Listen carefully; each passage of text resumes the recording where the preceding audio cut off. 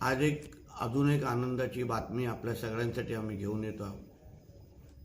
आमच्या महायुतीच्या सरकारच्या पहिल्या 100 दिवसाच्या कार्यकाळामध्ये आदरणीय देवेंद्र फडणवीसजींच्या नेतृत्वाखाली आम्ही एक ऐतिहासिक निर्णय म्हणजे मत्स्य व्यवसायाला कृषीचा दर्जा देणं हा निर्णय आमच्या सरकारने घेतला।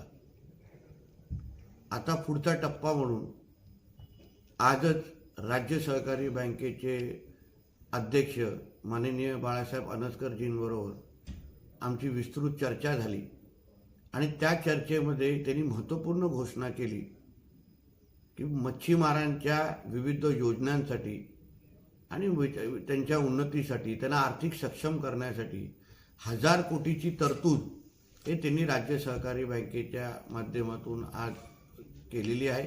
त्याची अधिकृत घोषणाही केलेली आहे। ह्या तरतुदीमुळे ज्या महत्त्वाच्या योजना आम्ही मच्छीमारांच्या आर्थिक समृद्धीसाठी आणू पाहतोय, ह्या 1000 कोटीच्या तरतुदीमुळे त्यांना निश्चित पद्धतीने मोठं बळ मिळणार आहे आणि मच्छीमारांच्या उन्नती आणि उत्कर्षासाठी निश्चित पद्धतीने मोठा हातभार लावणार आहे।